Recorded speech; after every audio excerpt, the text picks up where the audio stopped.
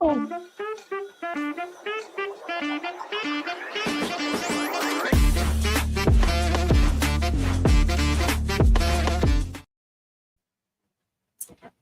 Good. Oh. Yeah, good morning. I was going to say, do you have your mic? I forgot I have to hold a mic. Oh, yeah. I got to say, this is a great Saturday to kick off our Saturday morning dates, our date mornings, something we'd invite you guys to just once out of the week. Just a quick glimpse. We do our date mornings in the mornings before we actually jump on here with you guys. And so we do about an hour, 3.5 miles typically. Just up and early, usually around like 6:30 in the morning. Literally just coffee in hand, shoes on, walking, maybe a light sweater. And we just walk and we talk. Yep. No phones, no electronics, just a way for us to reset and what we call our microtherapy. And I will say that this Saturday morning was especially helpful for me for a number of reasons. Number one is actually chose to get a lot of sleep last night. Go figure. Because I've been working myself to the bone, 2:00 in the morning, staying, and then waking up at 5:30 again, pushing with the hustle. But I knew that I needed to reset to feel right and on point, especially coming into Saturday. Yeah. And then also after our date morning, our 3.5 mile walk, coming in and being outside with the fan, the air, the cicadas, the birds. Stacy. I see Stacy's on here. Being outside. Yeah, we're in our yard right now. Yeah. And Kathy. Hey, Kathy. But it was being outside, and every Saturday now we have, which is, chakra sunrise, but we miss the sunrise, but it's more of a chakra session for the mornings with Michi DeLucian. And it's been great, especially today. And I know I'm kicking this off a bit early here, but I've been like breathing deep too, because my mind is it's cleansing, it's clearing. Today for me, it was all about confidence. Confident in who I am, confident in my time, in me being okay with taking things slow, and just the confidence of the courage to be disliked. So a lot of that is just going through my brain as I was doing this chakra session, and I feel a lot lighter. So Yeah, that's great. So this is our Saturday morning dates. If you ever have questions, we're opening up our personal life, personal subjects, business, marriage, kids to you guys. And today for me, chakra session, because we do a little bit and she asks us, where do you feel heavy? And I'd love to ask you that question to you guys, everyone who's out there watching. If you just stop and think for a moment, where do you feel heavy? Your chest, right? Your stomach, your mind? Is it your shoulders?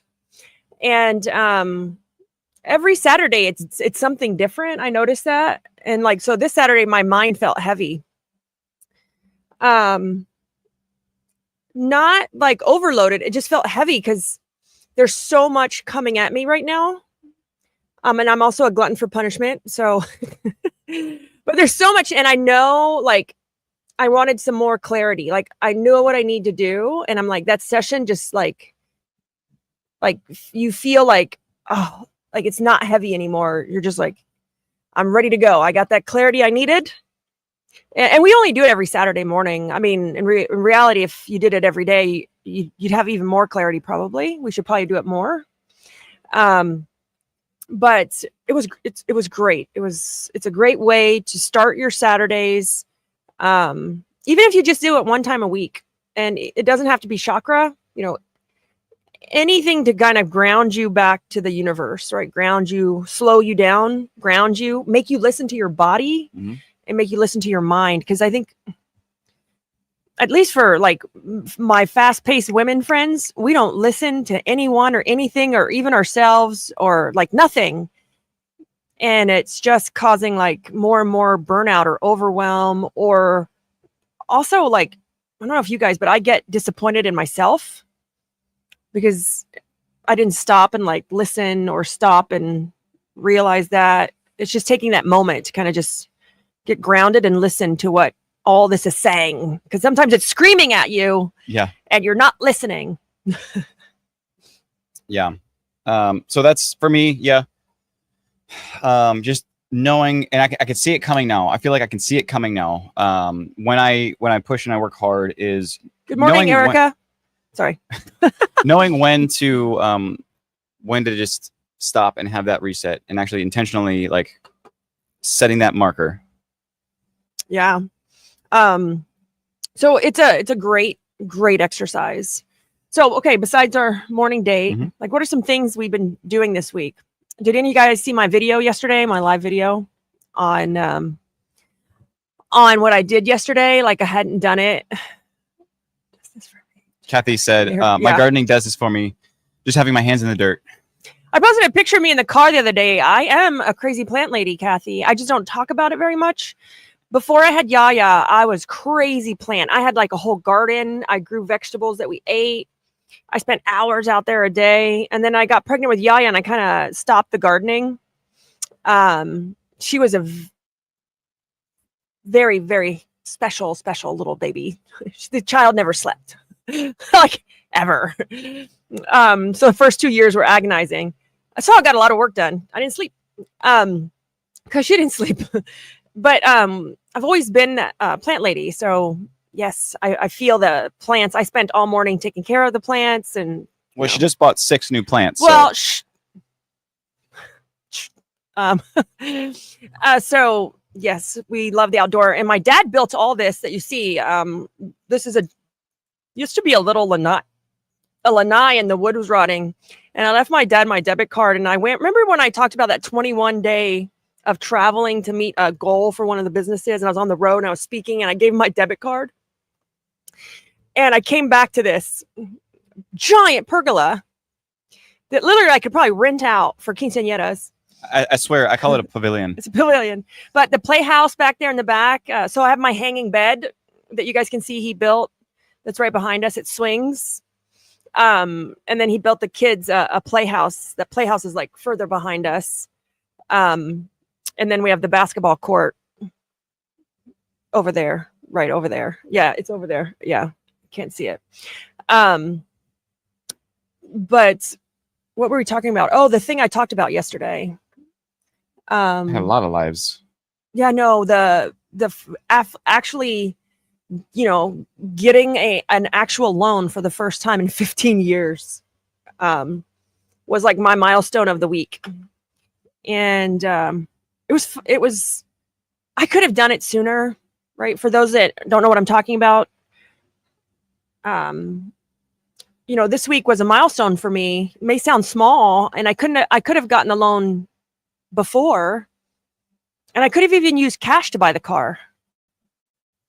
But it was like, no, I want the best interest rate. I want the best terms. I want to buy the car I want. And why was it so like rewarding? Because I see friends buying cars like every other year, and I'm just looking at Chris like, man, I want to do that. And then I'm like, yeah, no, I don't. So, and it was a big milestone from filing bankruptcy to like doing it the right way. And I take pride. And I told Chris, I'm like, I hope you weren't mad at me for that live when I said I didn't want his help. I wouldn't even put my name on this house that we live in. I couldn't put my name on it.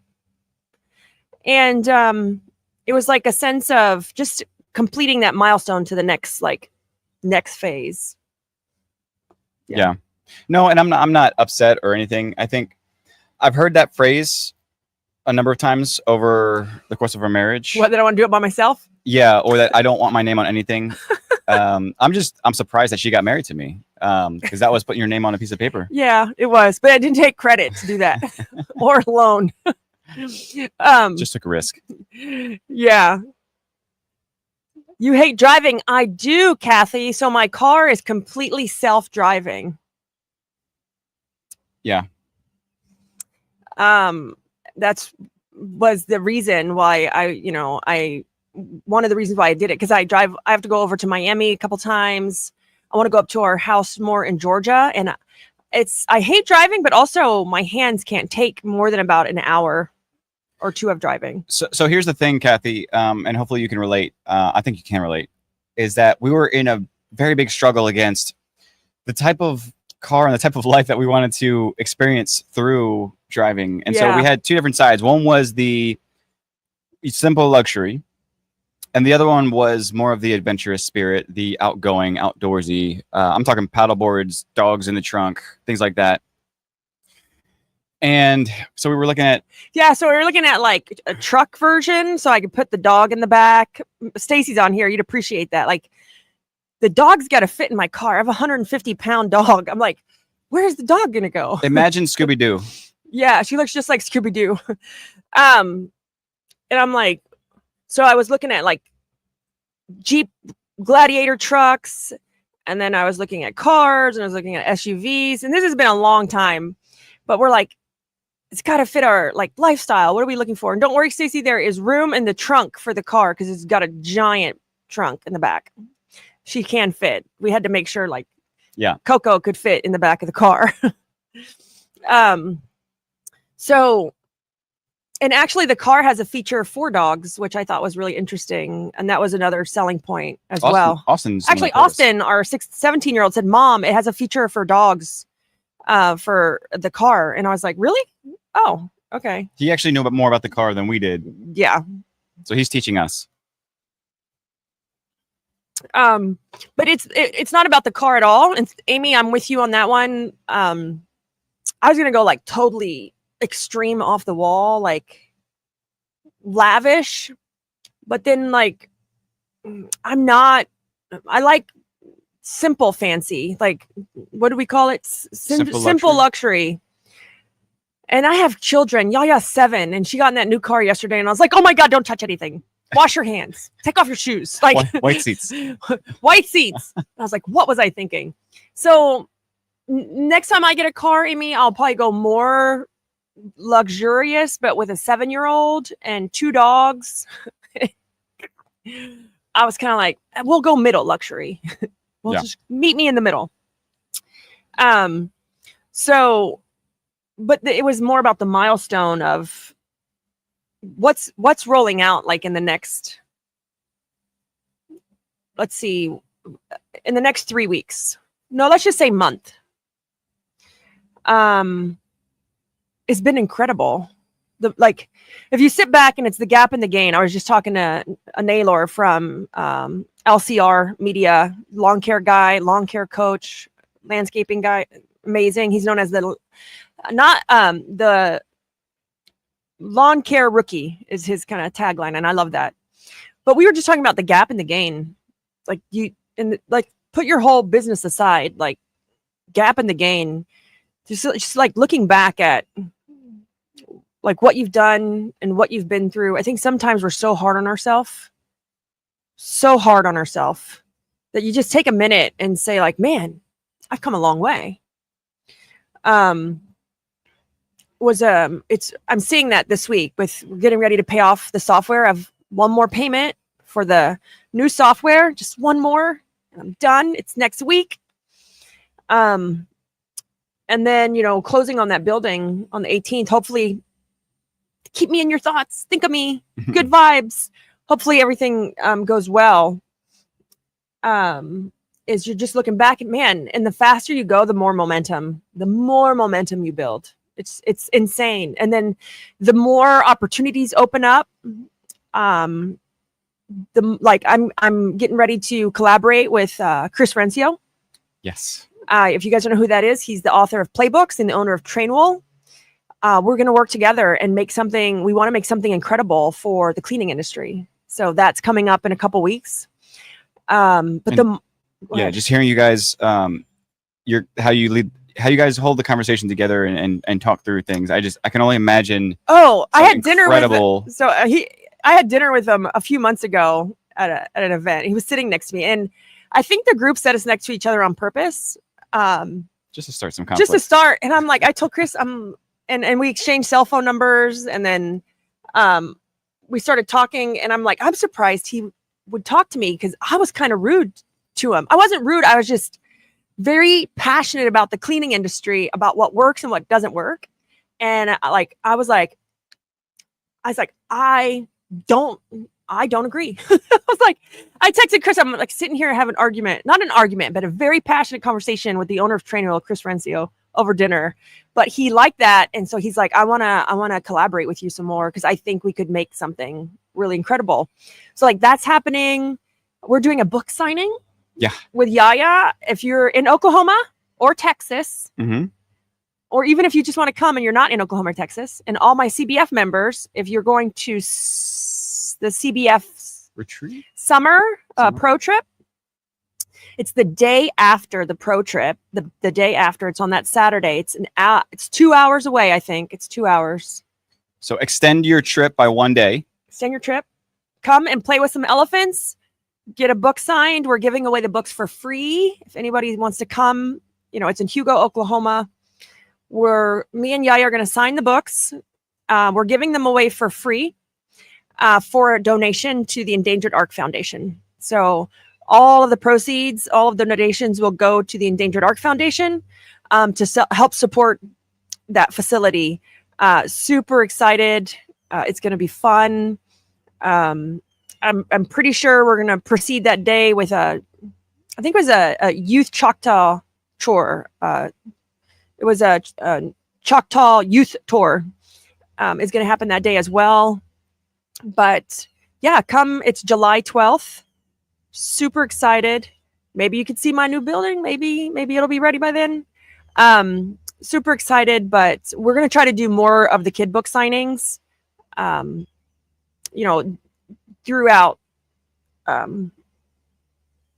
throughout the summer. So I just dropped in the link for our Trunks and Tails book signing.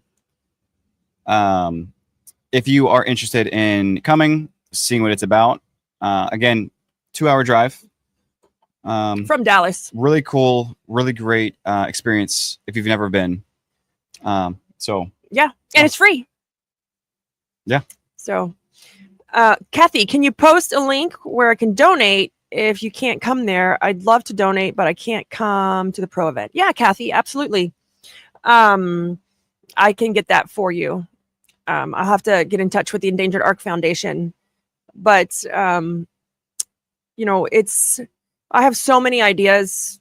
Don't even get me started with the new building and the elephants. I want to create a CEO extreme experience and take you guys out and really expose you to how I grew up with no fear. Because if you grow up working around elephants and breeding them and like taking care of them, and you become fearless. Like you have to conquer all your fears to step in there and do that. And so it's kind of that facing fear on purpose. And that's one of the programs I want to do. I want to call it like a CEO extreme experience. Yeah. Mm-hmm.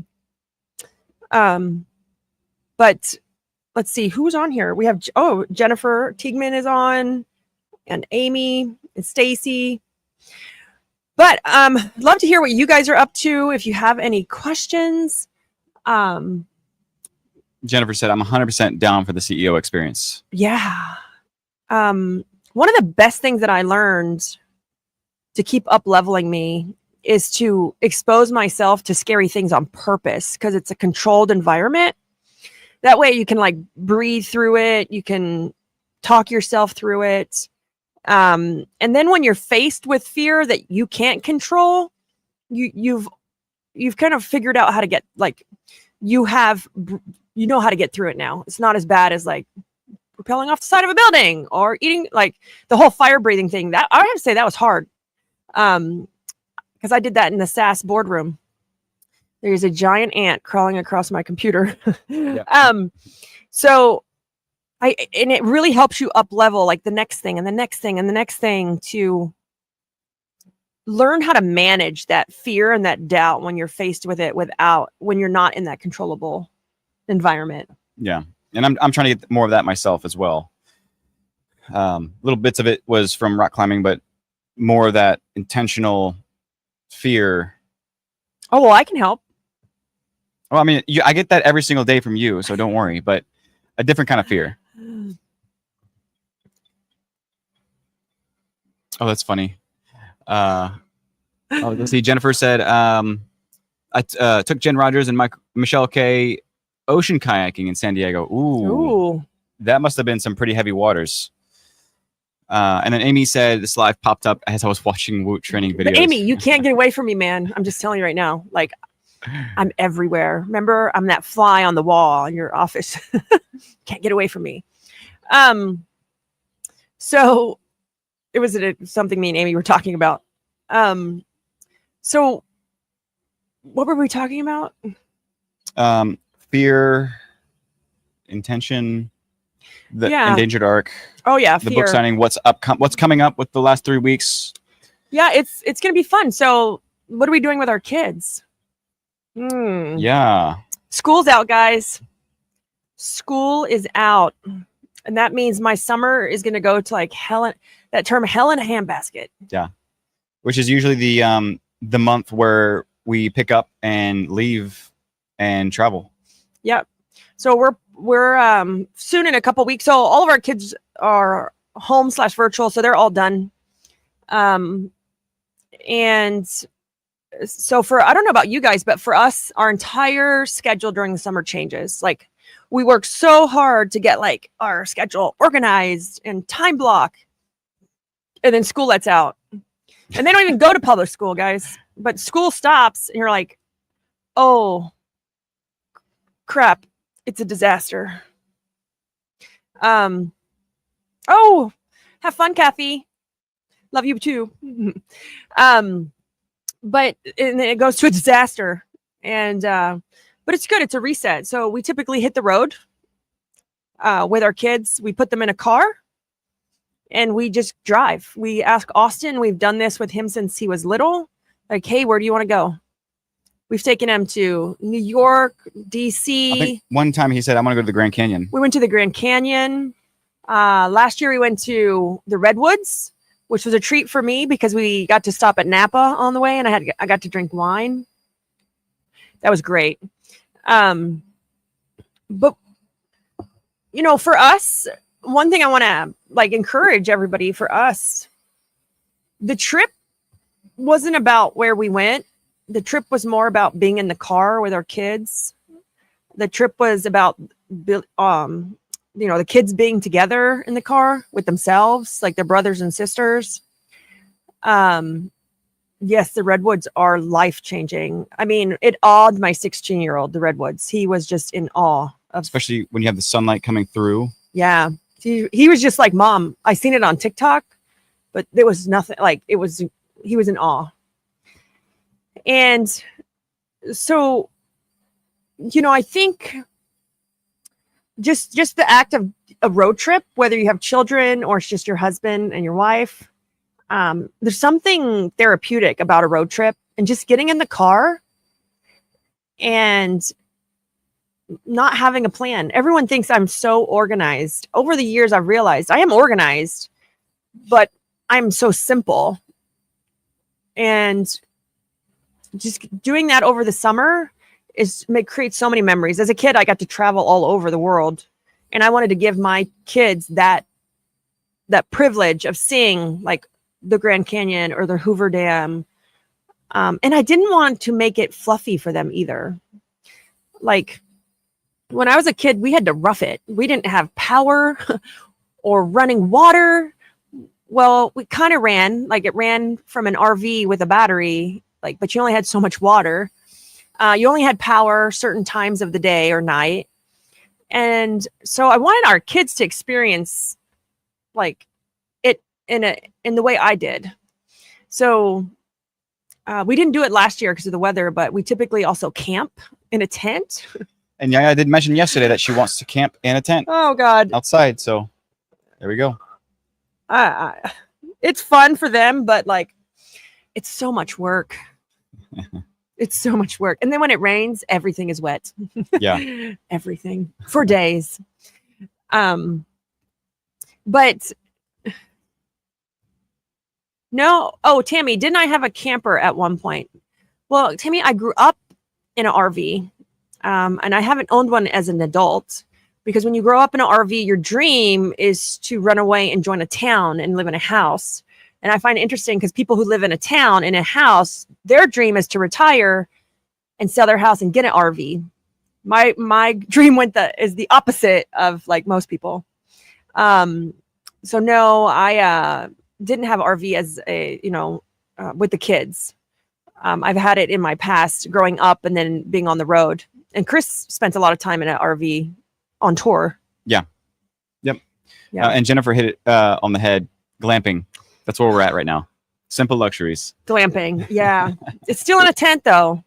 So yeah. Now Austin just brought it up. He goes, we didn't do it last year. I'm like, no, we didn't. The weather was bad. So I'm like, darn, let's just stay here in the hotel. So I wanted to at least say with the traveling and getting away with the kids and the driving and whatnot. At first, sorry, there's bugs. The first couple years that we did that, it was like you said, hell in a handbasket. It was chaos because you have these kids and you're like, oh my God, just stop. When you're driving, and it's just a lot of back and forth. But I think over the years, what I've learned from it, or what I've seen or experienced now looking back, is you learn more about your kids and you learn how to live better with them in a way that doesn't have to be chaotic every single day. So I think that you're able to kind of connect and create space for them when you don't have space to begin with. Yeah, you're stuck in a car or like camping or like there's nothing to do at the campground. I had Erica Turner on my podcast a while back, and she told a story about a road trip she took with her husband. And because she wanted to drive across country, and she said it wasn't necessarily like the destination that was life-changing. It was all that time in the car with her husband. It changed their marriage. That's great. The conversations they had, how close it brought them, how much they realized that they got along or didn't get along on certain things like food, or where to eat. But I think it's a great change. The other thing, I think it's very low cost. And that's why we would do it with our kids. I don't know about you, but my kids are not flying first class. When we went to Mexico last year, me and Chris sat in first class, and I bought the very next row behind us in coach, and the kids sat there. Yeah. And Austin goes, really, Mom? Really? You're going to put us in coach and you're in first class? I said, really, Austin? When you get a job, you can sit up here with me. And when you buy your own plane ticket. But the whole point of the summer part is to rough it. It's simple luxuries, simple pleasures. That they're not going to get really in a nice hotel or flying to the Redwoods. Although we did fly a little bit, but we drove halfway there and then we drove to Dallas because we're in Florida. So that's really far. By the way, side note is taking a train. Was it Amway or Greyhound or train, whatever it was? Oh my God. Through COVID where you had to wear masks. Oh, so one year, the year Austin wanted to see the Grand Canyon, we left Yaya at my mom's. And then so in Dallas, after the pro trip, we got on Amtrak and took a train. And it was probably one of the worst experiences. No, let's just say one of the most memorable. Yeah. Because it took forever. Because there was weather, there were issues. It wasn't necessarily Amtrak's fault. I mean, you're talking about, what was it, 18 hours or even longer? It took 3 days. 3 days, yeah. To get from Dallas to the Grand Canyon. And there weren't beds. There weren't beds by any means. No, we didn't have beds. Luckily, they had wine on the train. So Libby got through it. I got through it with wine on Amtrak. and lunches and dinners consisted of microwave pizzas. Microwave food. So we got stuck on there. It was weather, and then the tracks flooded in certain areas. So it was, what could go wrong went wrong. An 18-hour train ride. It turned into 3 days. Oh yeah. Yeah. But again, I just think, just looking back, is that I learned a lot about my kids. Doing this, you're stuck in close confined quarters. And you can either take it one of two ways. One is you play the overbearing parent and you just zone out and you're like, shut up. Or you start to kind of like figure it out and say, how can I make this work? Because it's not changing. How can I make it work? And I think that's really, really helped. And for me personally, I used to be on Austin like a lot. And so I think over the years is that I learned and started to try to pay attention to it, and I loosened up, and I think he's a better person for that, because I wasn't this overbearing parent. Yeah. Absolutely. But, it's like, what are you guys planning for the summer? We always leave for like 8 weeks. And we still work. Still like to stay. Sometimes we work and sometimes we don't. Like for Organize It, at first I wouldn't work because it was kind of a test. How long can they go without needing me for 2 weeks, for 3 weeks? And then every year it was like I was gone 4 weeks this time. And the one thing I have to say that I learned with taking our kids on these summer trips is that when you come back home, when you come back to your business, come back a different way. Come back a different way. It took me every year, I would add another week that I would stay out of the business. So I could still work on the road, like still work when we were camping with Austin. But then I would say, okay, for a week, I'm going to be completely off. Okay, for 2 weeks, the next year, I'm gone. For 3 weeks, I'm completely gone. But when you come back different. That's how you keep compounding it over time. Come back different to your house. Like realize that, hey, I don't need all these things. We just got by 8 weeks with a carry-on. Like, hey, I don't need to jump back in and take care of sales. They got it while I was gone. What can I help work on that they didn't have while I was gone? And that's kind of how I've always done everything in the business, so that I can slowly start to hand off certain things. So I always say, when you leave, even if it's for a week, come back different. Analyze or assess what worked and what broke. And don't go back in and jump and help. Go work on what broke. And then the next time you leave, they have that process, that thing ready, and that won't break because something else will. And it compounds over time, so that one, we're empowering our team, even our kids, to like live differently and think differently and be more independent and more proactive. Always, everything that I do is intention, like come back different. No matter if you leave for a 3-day conference, take your kids on a vacation, or you leave for 8 weeks in the summer, come back different. And I see there was, by the way, let me just circle back real quick to Danielle. I don't know what she was, she said, I don't understand why it's state laws to wear seatbelts. Driver wears one, children, I think it's 5. Public transit, yeah, if you're on the bus you don't need one, but if you're in a car you have to have one, so they'll pull you over. No, but Amy, that's a great statement there with the hashtag goals, and I'm guessing you're talking about being able to step away and killed an ant, sorry, being able to step away, and one is come back different, but two is to have this self-running company, the self-running team. But Libby, I think you said it before, and it's something that I've started to experience little by little, and now for the first year, being able to take an entire month in Mexico without any involvement with, let's say, the operations of Woot Recruit has been incredible, because there is a self-running departments of people who can really step up and make their own executive decisions when we kind of delegate that or hand that off. But for me, it was great. We had intention to work while we were in Mexico, but we got sick. Yeah. Like Chris was so sick, he couldn't run payroll. And we noticed, we're like, oh crap, he's the only one who knows how to run payroll. That was the broken thing. And Woot Recruit, that was the broken thing. And so now he's created training and a video, and so I come from show business, guys. And this is something I want everyone to think about in your business. And it's not really like cross training or like everybody can do it. I want you to think about this. I grew up in show business, and when I went to work for Ringling, it was really, really intriguing. You're talking multi-billion-dollar company, the largest entertainment company in the world at one time. And I watched how they did things. I watched how, like, the processes they had, the systems, Everyone though had an understudy. Everyone had an understudy. I even had an understudy. And I looked at Chris one day when something wasn't working right. And I'm like,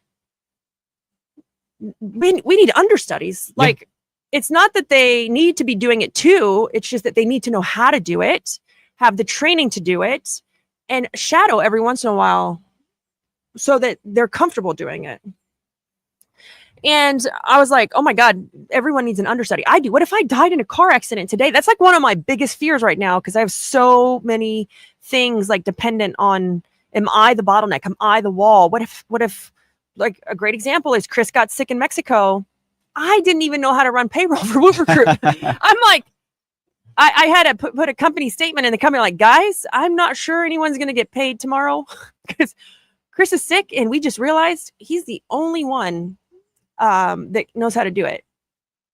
Now, I'd already faced this challenge and organize it. And we have like a process and organize it that it can run. I can run it.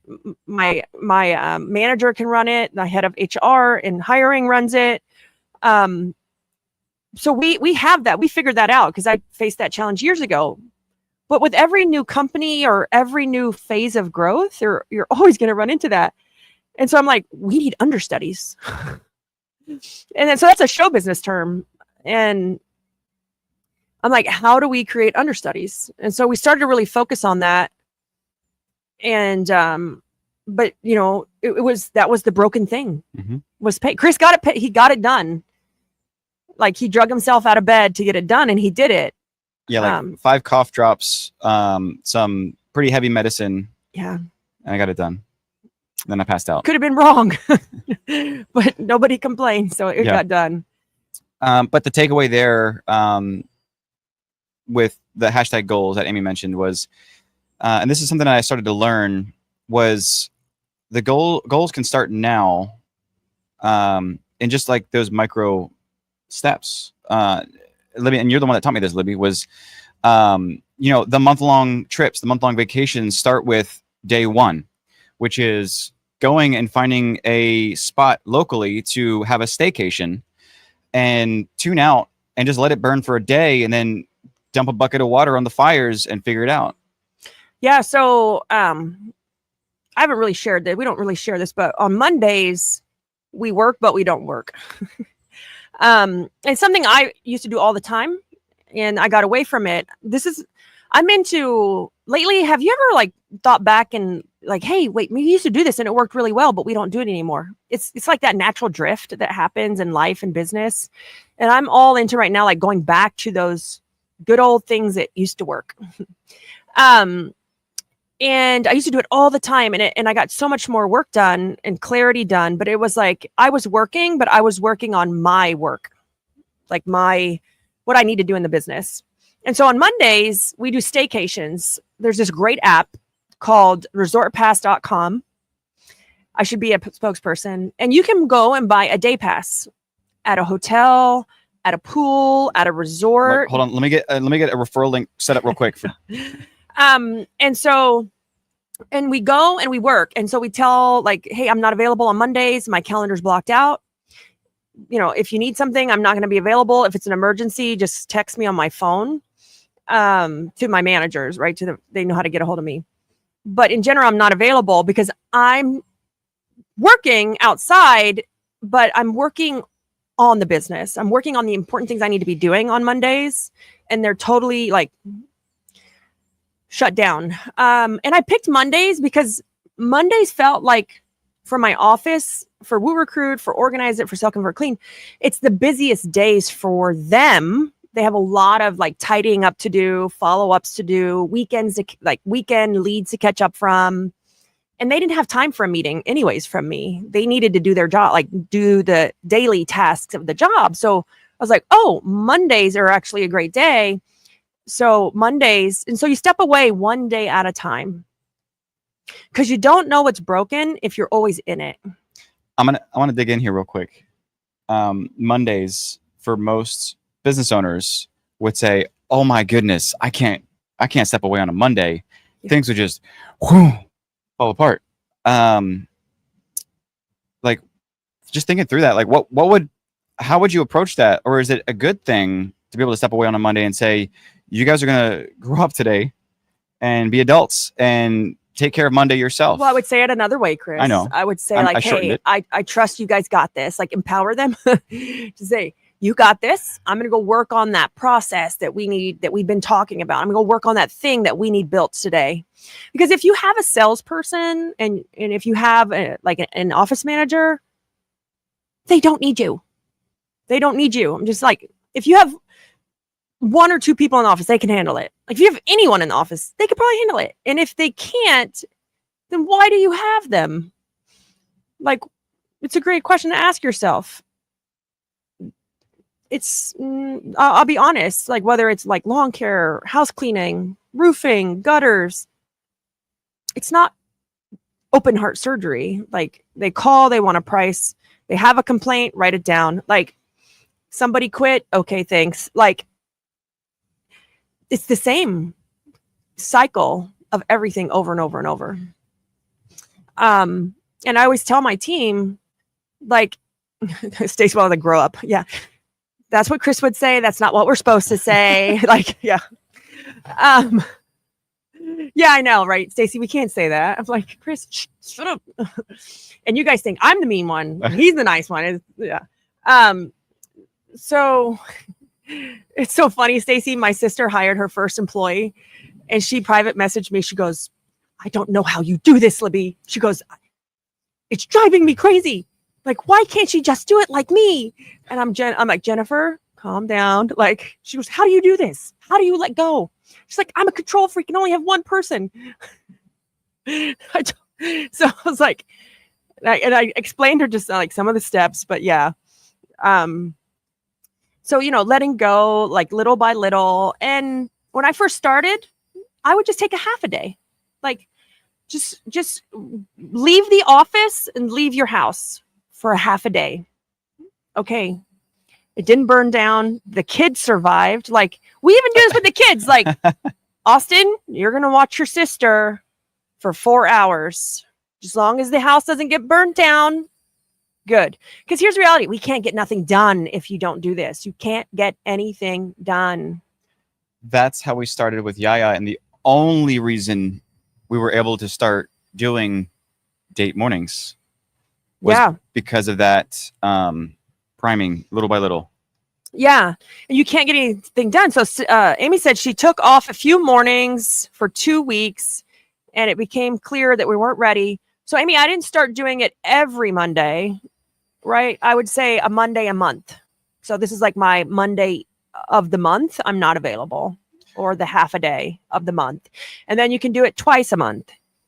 And then you can do it like 3 times. And then you can do it every Monday. But start micro moves because you're not going to see what works. You're not going to see what's broken.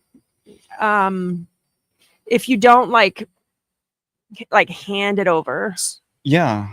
And so what I found, because I kept the reins too tight on tech when we first started to really kind of expand out with the companies, with the tech department. My reins were too tight because I felt like I was the only person that could do it.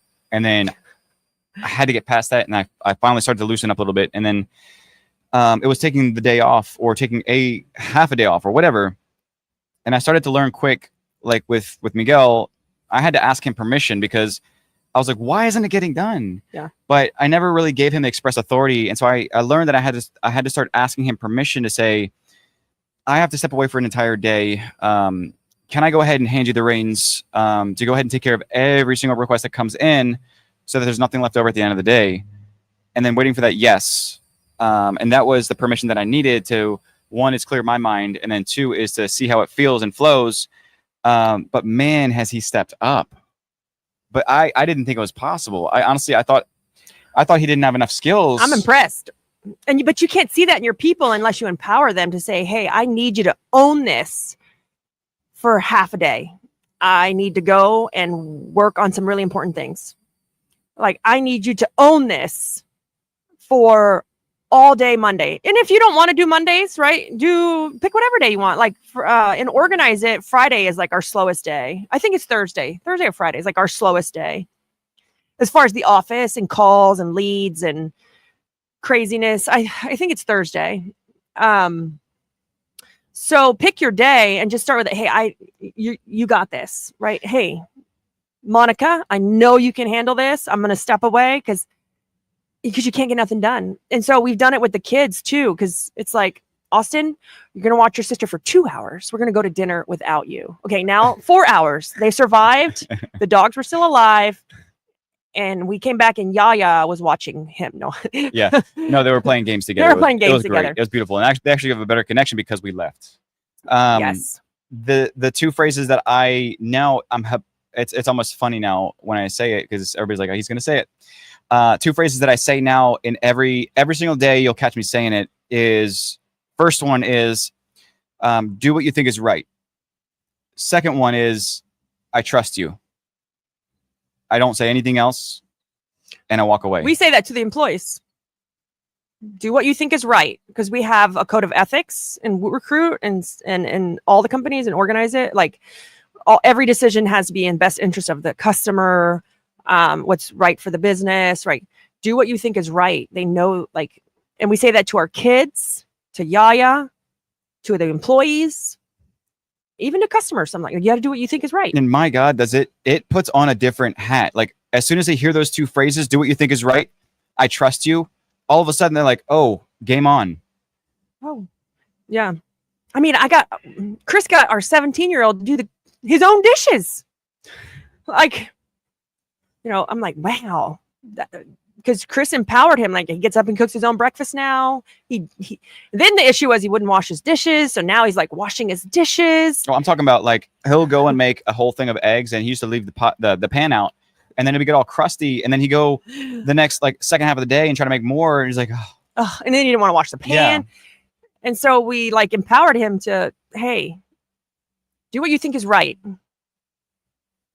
There's something easier on the other side. And I mean, he's like, as soon as he's done, just running underwater, flies right off. He sets it to dry.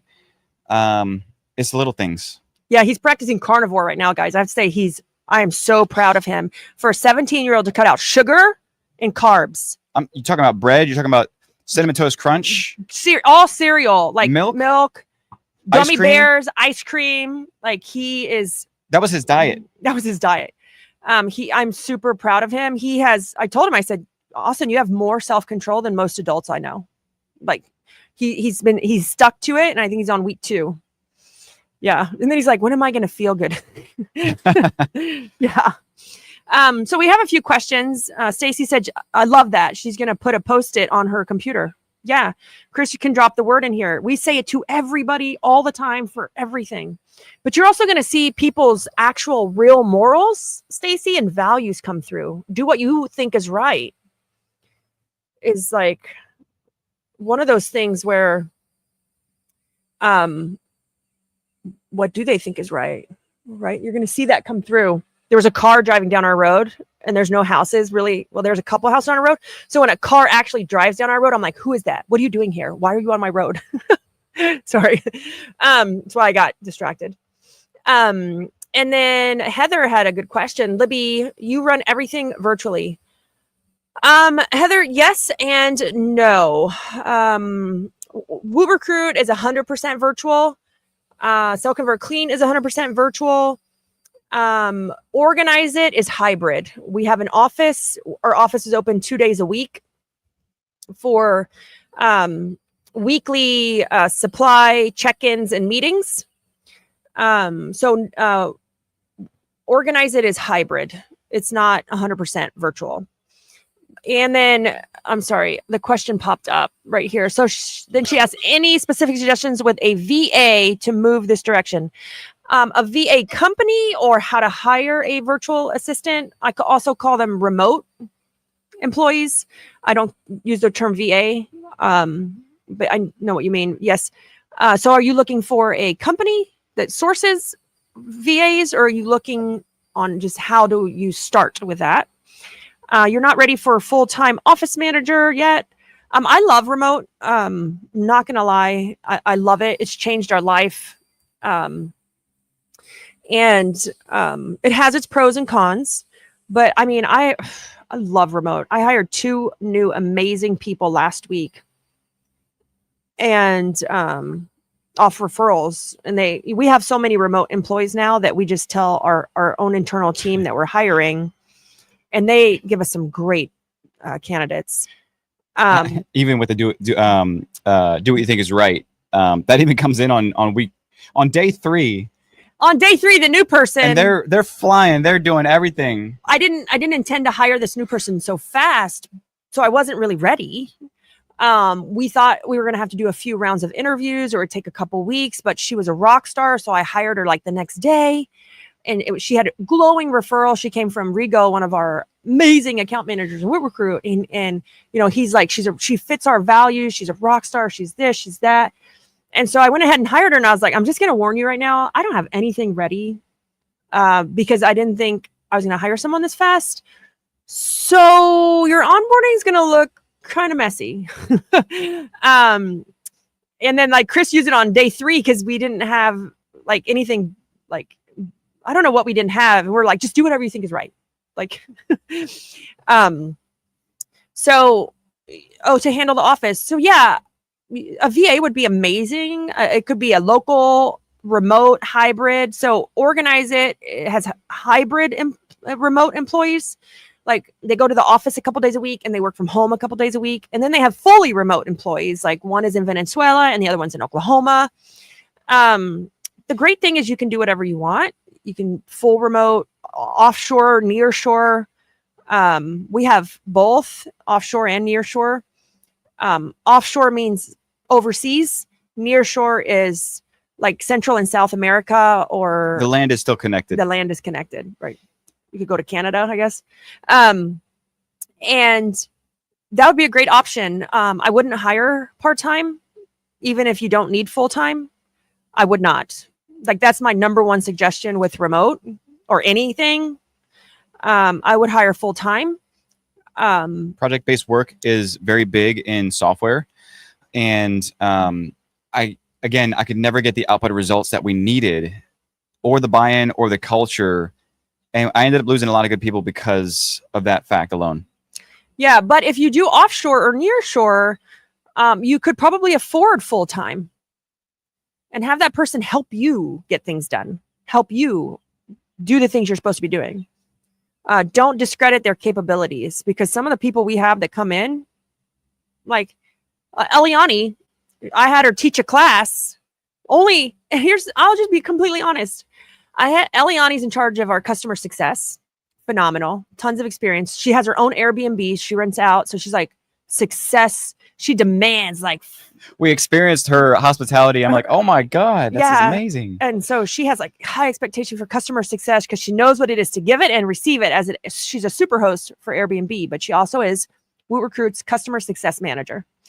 And it was funny. We did some training, and I honestly didn't want to teach the whole thing. Like, I'm like, oh my gosh, like we just came from CBF Live and I was tired. And I said, Eliani, hey, do you want to teach for like an hour or two? It'd really help me out. Like it would break it up so it wouldn't just be me. Oh my God. She blew me away. She did better than I did. No, she took up a full 2 hours. 2 hours. But it was on point. She had us clapping and laughing and standing up and participating and like Tequila. Like, and so what I have to say is this doesn't matter if you're hiring people that are local in your town or remote. Don't discredit the capability that one of your employees has. And it's probably because the fact that you didn't ask them to do it. But one thing is just to make sure, and I just ask this favor, is to make sure that whatever it is that you bring them onto, even if they have the skill set or they're good at it, just make sure that whatever it is aligns with their fire, what they're good at and what they actually want to do. I know it sounds simple because you have to do certain stuff, but I lost some good people because I forced them to do things that weren't in their wheelhouse. Yes. But I've moved people over. I fired somebody and then rehired them under different tenses, under a different skill set that align with their fire. And I mean, I couldn't imagine not having them. It's amazing. It's incredible. I've never, like, he owns this. Like he works in Sell, Convert, Clean, and he worked in WootRecruit not the strongest employee, greatest guy in the world. Like, how many of us have had a great employee? Like, no, hold on. A super nice employee, super sweet, man. You just like them so much, but they kind of suck at their job. It's just like you gotta Like, go. and you're just like, oh, but we like him. Like, oh, but he's so nice. And like, and you know, I did have to let him go, but like, we did it ethically and morally. And we brought him back, and oh my God, is he like, he's not even the same person. I don't even know who this guy is. Like, he's working at 3:00 in the morning. I'm like, go to sleep, man. Like, he's on the weekends. He's Facebook like, messaging customers to get feedback. Yeah. He's Facebook messaging customers because he wants feedback. I'm like, but when he was in a role that didn't like light him up, it wasn't the role for him. So it's a great point, Chris. Like, if you want to take that day or that week off, but you're the people that are running that, if what they're doing doesn't light them up, it doesn't make them excited, they don't love it, it may not be the role for them. And that's why you always have to cover. That's why you're always cleaning up a mess. Or that's like why you're always having to answer the same question over and over and over, or help them, or get on the phone, or like, you know, and it's just it's just one of those things that, like Amy said, it's no different than us. Oh yeah, no, it's not. And there's some things that I hate doing. Like, I hate sales. I hate talking on the phone. I'd rather go clean a house than talk on a phone. And so that's that statement alone, or that fact alone, is the reason why I got fired 7 times from Organize It, but finally got hired. It wouldn't have happened if I wasn't married to the person, but I finally got hired for the 8th position in something that truly aligned with my fire. And I've been running with it ever since. Yeah, Chris got fired from Organize It from like every position. And I did it, well, I don't know if I even did it kindly. No. But I'm like, I just said, sweetie, this isn't for you. Like, I love you. And what fit you the best was actually cleaning. Mm-hmm. Yeah, but that didn't light him up inside. No. And I tried to put him in as hiring or put him in sales and and cleaning fit him the best, but it didn't fill his bucket. Mm-hmm. So he got fired from Organize It altogether. Yeah, I think the longest I stayed was window cleaning, because I was good at it. And I was out there and I was on my own and generating my own business. I was good at it, but the fire wasn't there. And so you could feel the burden. And then finally it was like, you know what? This is where I should be. Yeah. So, and then, he came over and we'll recruit. And here's the other thing. If the person kind of has some passion, but doesn't like to do some of the other things, that's okay. So like with Chris, he loved the tech side of Woot Recruit. Like, he loves the recruiting side. He loves working with the customers in Woot Recruit, but didn't love the customers and Organize It, like the B2B versus B2C. But he really wanted to stay tech focused. And I said, if you do this, if you get us here, if you build the ops team, you can have your own team in tech, right? Your own developers, your own tech team, but you have to help me get here. And he did. Like, now I have 3. And now he has 3.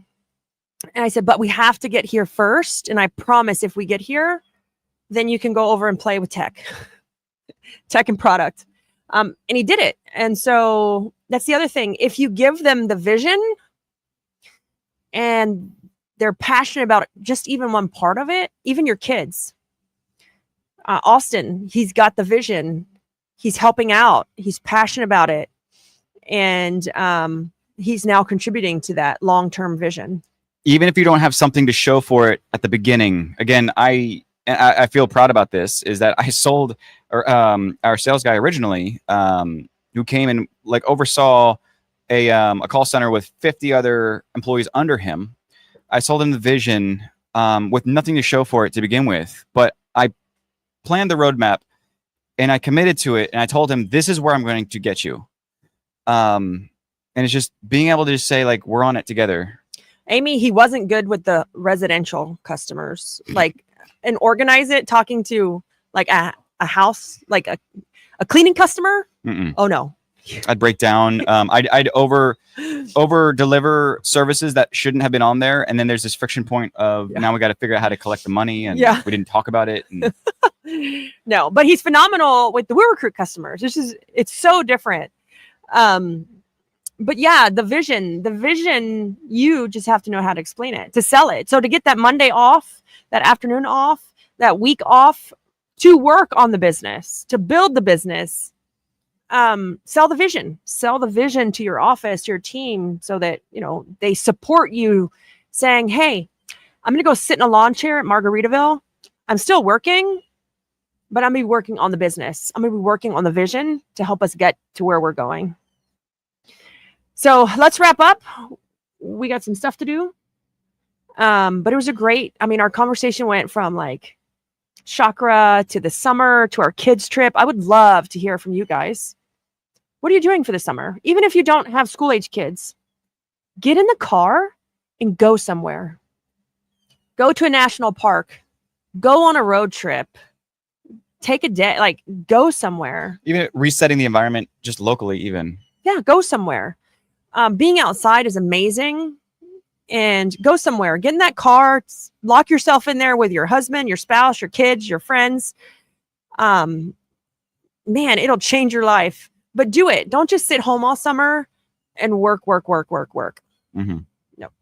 All right, guys, have a great weekend. Thank you.